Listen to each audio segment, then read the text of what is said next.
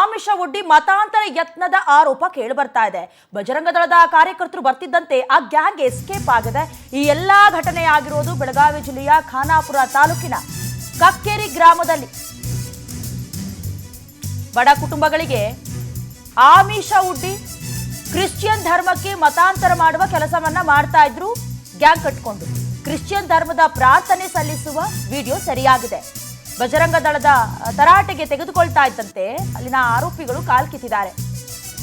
ಕಾನೂನು ಬಾಹಿರ ಧಾರ್ಮಿಕ ಚಟುವಟಿಕೆ ತಡೆಯೋದಕ್ಕೆ ಆಗ್ರಹಿಸಲಾಗ್ತಾ ಇದೆ.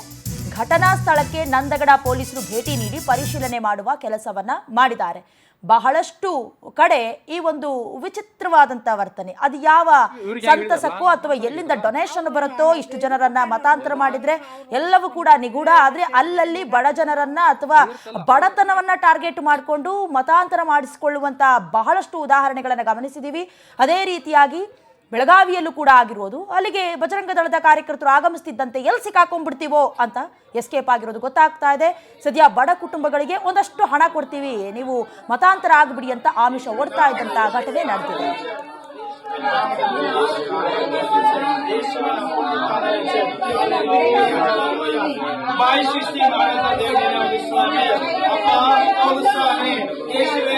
ಮೋಸಕ್ಕೆ ನೀನು ಹೇಳಿದೆ ಸ್ವಾಮಿ, ಬಾಯಿ ಸೃಷ್ಟಿ ಮಾಡಿ ಯಾರು, ಭಾಷೆ ಕೊಡುವ ದೇವರು ಯಾರು, ನೀನೇ ಅಲ್ವಾ ಅವರು ಸ್ವಾಮಿ.